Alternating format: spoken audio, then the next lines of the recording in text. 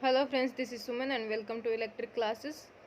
आज हम डिस्कस करेंगे इंटेलिजेंस ब्यूरो के रिक्रूटमेंट के बारे में। Junior intelligence officer grade second technical examination के लिए रिक्रूटमेंट यहाँ पे निकली है, तो इसके बारे में सारी चीज़ें डिस्कस करेंगे। किस तरह की वैकेंसी है, क्या आपकी जो है नंबर ऑफ पोस्ट रहेंगी इसके अंदर, पे स्केल क्या रहेगा, कौन कौन सी ब्रांचेस जो है यहाँ पर अलाउड हैं, आपका सिलेक्शन प्रोसेस क्या होगा, एप्लीकेशन किस तरह से फॉर्म फिल करना है, और आपकी एप्लीकेशन फ़ी वगैरह या फिर एज लिमिट जो है वो सारी चीज़ें यहाँ पे बात करेंगे। इसेंशियल क्वालिफिकेशन क्या है, और आपका जो एग्जामिनेशन सिलेक्शन प्रोसेस है वो किस तरह का होगा, एग्ज़ाम कैसे कंडक्ट किया जाएगा, वो सारी चीज़ों के बारे में यहाँ पे डिस्कस करने वाले हैं आज। तो आपका जो है intelligence bureau ministry of home affairs के अंडर जो आता है, गवर्नमेंट ऑफ इंडिया का junior intelligence officer grade second की वैकेंसी है टेक्निकल एग्जामिनेशन के लिए। और यहाँ पे अगर अपन बात करते हैं तो इसका पोर्टल यहाँ पे दिया हुआ है www.mha.gov.in, या फिर आप NCS के पोर्टल पे भी जाके यहाँ पे लॉगिन कर सकते हैं, या फिर आप जो पोर्टल पे जाएंगे तो वहाँ पर ऑनलाइन अप्लाई करने के लिए ऑप्शन आता है, अप्लाई ऑनलाइन, जो भी नोटिफिकेशन नया आया हुआ रहता है उसके लिए। तो वहाँ पर जाकर आप इसके लिए अप्लाई कर सकते हैं। यहाँ पे वेबसाइट आप चेक कर सकते हैं www. या तो MHA या फिर NCS.gov.in, ठीक है। अब अपन बात करते हैं क्लासिफिकेशन, ये किस तरह की पोस्ट है। जनरल सेंट्रल सर्विस है आपकी, ग्रुप C लेवल की, नॉन गेजिटेड नॉन मिनिस्ट्रियल है। पे स्केल की अगर बात करते हैं तो लेवल 4 आपका पे स्केल है। यहाँ पे आप देख सकते हैं आपका जो पे सैलरी यहाँ पे स्केल दे रखा है लेवल 4 के अंदर 25,500 से 81,100 तक आपका यहाँ पे सैलरी लेवल चल रहा है। पे मैट्रिक्स का दे रखा है यहाँ पे। सेंट्रल गवर्नमेंट के अंदर जो भी अलाउंसेस मिलते हैं वो सारे इसके अंदर इसके साथ में इंक्लूड होंगे, प्लस दे रखा है यहाँ पे स्पेशल सिक्योरिटी अलाउंस 20% आएगा आपका बेसिक पे का। इसके साथ ही आप चेक कर सकते हैं यहाँ पे DA HRA, ये सारी चीज़ें आपको जो भी अलाउंस सेंट्रल गवर्नमेंट सर्विसेज में होते हैं वो यहाँ पे सारे अप्लीकेबल है, ठीक है। अब अगर अपन बात करते हैं नंबर ऑफ़ वैकेंसीज़ की, तो पहले सारे ब्रांचेस के हिसाब से यहाँ पे दी हुई नहीं है। जो कैटेगरी है आपकी उसके हिसाब से यहाँ पे वैकेंसीज़ का स्टेटमेंट है। तो पहले अनरिजर्व्ड की बात करते हैं तो 325 नंबर ऑफ़ वैकेंसीज़ हैं यहाँ पर। EWS की बात करते हैं तो 79 नंबर ऑफ़ वैकेंसीज़ हैं। OBC की अगर बात करते हैं तो 215 वैकेंसी हैं। SC की बात करें तो 119, ST में 59 नंबर ऑफ़ वैकेंसीज़ है, ठीक है। और इसके अलावा इसके अंदर जो फिजिकली हैंडीकैप है उनके लिए यहाँ पे रिजर्व्ड नहीं है कोई भी वैकेंसी, तो वो इसके लिए अप्लाई नहीं कर सकते। टोटल की अगर बात करते हैं तो 797 आपकी टोटल वैकेंसीज़ हैं यहाँ पर, सारी कैटेगरी की अगर बात करें तो, ठीक है। इसेंशियल क्वालिफिकेशंस की अगर बात करते हैं तो पहली 3 तरह की इसेंशियल क्वालिफिकेशन है इसके अंदर, जिसमें से एक भी आपने अर्न कर रखी है तो आप इसके लिए अप्लाई कर सकते हैं। पहली आपकी है diploma in engineering in the field of, आपने इंजीनियरिंग में डिप्लोमा किया हुआ है अगर कौन सी ब्रांच के अंदर, यहाँ पे इलेक्ट्रॉनिक्स के अंदर, या फिर इलेक्ट्रॉनिक्स एंड टेलीकम्युनिकेशन में, या फिर इलेक्ट्रॉनिक्स एंड कम्युनिकेशन के लिए। यहाँ पे बात करते हैं अपन इलेक्ट्रॉनिक्स में 3 ब्रांचेज हैं। इसके अलावा इलेक्ट्रिकल की बात करते हैं तो इलेक्ट्रिकल एंड इलेक्ट्रॉनिक्स जो आपकी ट्रिपल ई ब्रांच होती है उसके लिए भी आप अप्लाई कर सकते हैं। अगर उससे आपने डिप्लोमा लिया हुआ है तो वो भी आप अप्लाई कर सकते हैं यहाँ पे, ठीक है। इन्फॉर्मेशन टेक्नोलॉजी या फिर CS के अंदर आपने डिप्लोमा कर रखा है इंजीनियरिंग में तो आप इसके लिए अप्लाई कर सकते हैं। जो भी गवर्नमेंट रिकॉग्नाइज्ड यूनिवर्सिटी होती है वहाँ से आपने किया हुआ हो। सेकंड की बात करते हैं, यहाँ पे बैचलर्स डिग्री होनी चाहिए आपके पास साइंस के अंदर, जिसमें भी ब्रांचेस दी हुई हैं इलेक्ट्रॉनिक्स और कंप्यूटर साइंस की, या फिर फिजिक्स और mathematics from a government recognised university. Third number of आपकी जो क्वालिफिकेशन है उसकी अगर बात करते हैं तो बैचलर्स डिग्री होनी चाहिए आपके पास कंप्यूटर एप्लीकेशंस के अंदर। तो अगर तीनों में से आपके पास जो भी है आप इसके लिए अप्लाई कर सकते हैं, ठीक है। एज लिमिट की अगर यहाँ पे बात करते हैं तो मिनिमम एज लिमिट आपकी 18 ईयर है, जबकि जो हायर एज लिमिट है वो 27 ईयर्स यहाँ पे। इसके अलावा रिलैक्सेशन की भी बात कर सकते हैं। SC ST के लिए 5 ईयर्स का रिलैक्सेशन है अपर एज लिमिट में। OBC की बात करते हैं तो 3 ईयर्स का एज लिमिट में रिलैक्सेशन है, ठीक है। इसके अलावा अगर बात करें अपन वैकेंसीज़ के अंदर, आपको मैंने पहले बता दिया फिजिकल हैंडीकैप या PWD जिसको बोलते हैं उसके लिए वैकेंसीज रिजर्व नहीं है यहाँ पे, कोई भी पोस्ट यहाँ पे नहीं है, ठीक है। तो वो अप्लाई नहीं कर सकते इसके लिए। जो भी नंबर ऑफ वैकेंसीज है वो प्रोविजनल होती हैं, कभी भी चेंज हो सकती है। अप्लीकेशन फॉर्म की बात करें तो लास्ट डेट जो है यहाँ पे 23 जून है। 3 जून से स्टार्ट हो गया था फॉर्म फिल करना और 23 जून तक आप फॉर्म फिल कर सकते हैं, ठीक है।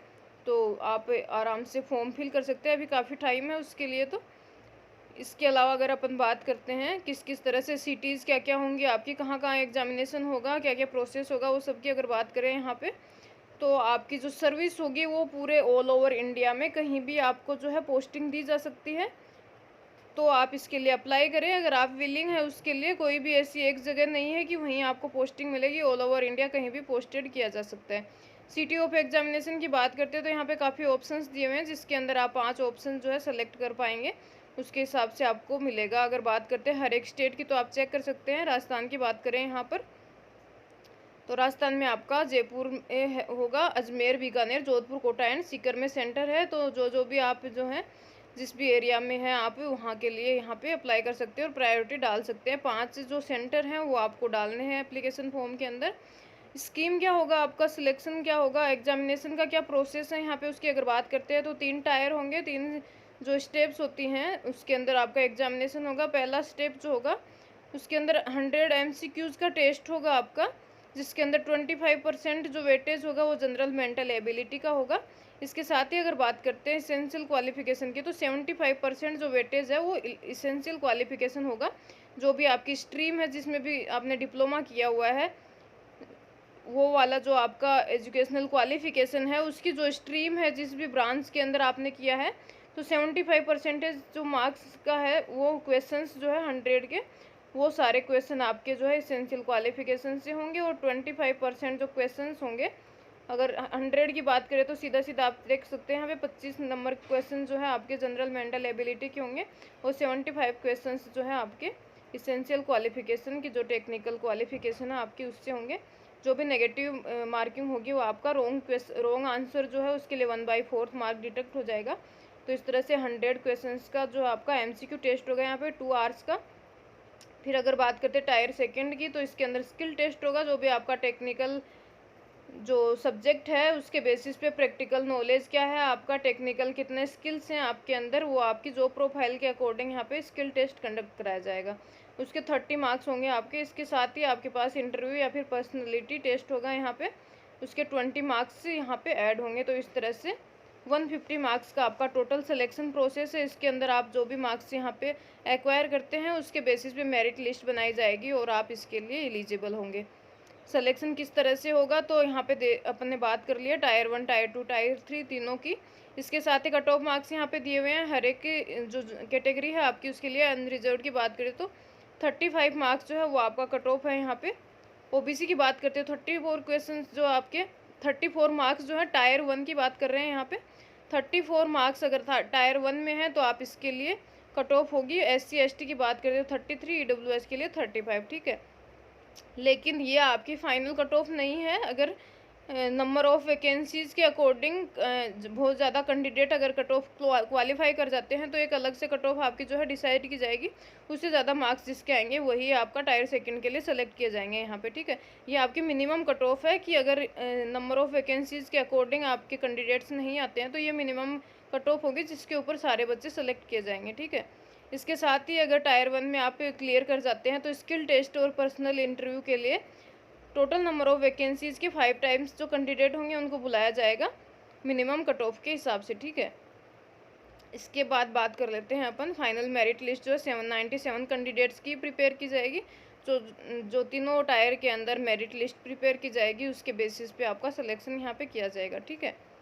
इसके साथ ही अगर बात करते हैं यहाँ पे दे रखा है क्या क्या आपका जो है अपने जो आप सिलेक्शन प्रोसेस होगा, फाइनल सिलेक्शन है, क्या क्या चीज़ें डिसाइड करेंगे। तो मार्क्स जो है टायर 1 में कितने मार्क्स आए हैं, सेकंड में और थर्ड में। इसके साथ ही डेट ऑफ बर्थ, जो ओल्डर कैंडिडेट है उसको हायर यहाँ पे प्रायोरिटी दी जाएगी जिसकी डेट ऑफ बर्थ ज़्यादा है, ठीक है। इसके साथ ही आपका अल्फ़ाबेटिकली ऑर्डर क्या है नेम्स का, उसके हिसाब से भी प्रायोरिटी सबसे पहले जो स्टार्टिंग से आएंगे उन्हीं को प्रायोरिटी दी जाएगी, ठीक है। अपन ने डेट की बात कर लिया। आपका फॉर्म ओपन हो गए थे 3 जून से, क्लोजिंग डेट जो है 23 जून है और आप फीस सबमिट कर सकते हैं 27 जून तक, ठीक है।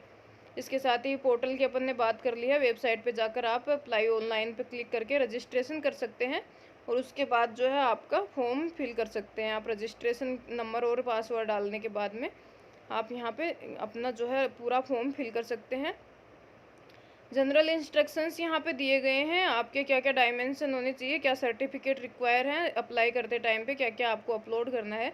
अप्लाई किस तरह से करना है उसकी भी सारी स्टेप्स यहाँ पे दी गई है। आप ईमेल आईडी और मोबाइल नंबर डालेंगे, उसके बाद आपके पास एक रजिस्ट्रेशन नंबर आएगा, पासवर्ड आएगा ईमेल आईडी के ऊपर, उसको लॉगिन करेंगे तो आप से नेक्स्ट प्रोसेस जो है वो कर सकते हैं।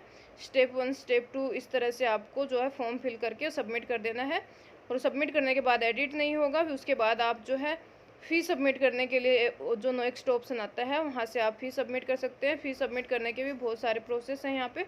या तो आप ऑनलाइन SBI के थ्रू अप्लाई कर सकते हैं, net banking, debit card, credit card, UPI चालान, किसी भी माध्यम से आप जो है यहाँ पे फ़ी सबमिट कर सकते हैं। ठीक है, स्टेप्स दे रखी हैं यहाँ पे रजिस्ट्रेशन की, स्टेप 1 स्टेप 2 करके। तो आप यहाँ पे चेक कर सकते हैं जो भी सर्टिफिकेट आपको अपलोड करने हैं हर एक एग्ज़ाम के लिए जो करने होते हैं वही यहाँ पे करने हैं, तो आप वो यहाँ पे अपलोड कर सकते हैं। सिलेबस यहाँ पे दिया हुआ नहीं है, लेकिन सिलेबस की बात अगर करते हैं तो जिस भी स्ट्रीम ने आपने डिप्लोमा किया हुआ है उस स्ट्रीम का जो सिलेबस है वही सिलेबस के क्वेश्चंस जो है आपके टेक्निकल क्वेश्चन में पूछे जाएंगे। इसके साथ ही जनरल नॉलेज की बात करते हैं तो वो आपका करंट अफेयर और ये सारी चीज़ों से मिलाकर बनता है। और अगर इसके अलावा आपका जो सिलेबस अगर दिया जाएगा तो वो आपको नोटिफाई कर दिया जाएगा जो आपका यहाँ पे वेबसाइट दी हुई है उसके ऊपर। इसके बाद बात करते हैं एग्जामिनेशन फ़ी की। तो आपका पहला एग्जामिनेशन फ़ी होगा इसके अंदर 50 रुपीज़। इसके साथ ही रिक्रूटमेंट प्रोसेसिंग चार्जेस जो हैं वो 450 यहाँ पे करने पड़ेंगे। ठीक है, इसके साथ ही सभी कैंडिडेट के लिए आप चेक कर सकते हैं रिक्रूटमेंट प्रोसेसिंग चार्जेस देने। Male candidate of unreserved EWS and OBC category के लिए एग्जामिनेशन फ़ी 50 rupees plus recruitment processing charges 450 दोनों पे करने हैं यहाँ पे। ठीक है, इसके साथ ही मोड ऑफ पेमेंट की बात हमने पहले ही कर लिया, किस किस तरह से आप कर सकते हैं। क्लोजिंग डेट 23 जून है आपकी। जनरल इंस्ट्रक्शंस आप यहाँ पे पढ़ सकते हैं, इतने ज़्यादा यूज़फुल नहीं है। किस तरह का आपको सर्टिफिकेट होना चाहिए, OBC में OBC NCL के लिए यहाँ पे रिजर्वेशन मिलेगा। इस तरह से EWS के अंदर भी जो आपका जो भी क्या बोलते हैं उसको, इस इनकम जो है आपकी ईयरली इनकम कितनी डिसाइड की हुई है उसके हिसाब से आपको यहाँ पे सर्टिफिकेट जनरेट करना है। यहाँ पे जो भी आपका कैटेगरी है उसके हिसाब से किस तरह का फॉर्मेट होना चाहिए सर्टिफिकेट्स का। OBC की बात करें, EWS की, या फिर SC ST की, या फिर एक्स सर्विसमैन की बात करें, वो सारे फॉर्मेट यहाँ पे दिए हुए हैं।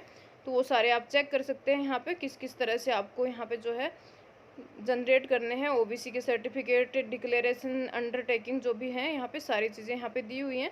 तो आप एक बार देख सकते हैं नोटिफिकेशन के अंदर जो रिक्रूटमेंट नोटिफिकेशन है आपका वहाँ पे डाउनलोड करके चेक कर सकते हैं साइट पे जाके, और अपना फॉर्म फिल कर सकते हैं। जो भी डॉक्यूमेंट्स यहाँ पे रिक्वायर्ड है वो सारे आप अपलोड करें, और उसके बाद फ़ी जो है सबमिट करने के बाद आप रजिस्ट्रेशन जो फॉर्म है आप उसको प्रिंट कर लें ताकि फर्दर रेफरेंस, फ्यूचर रेफरेंस जो है उसमें आपके काम आ जाएगा।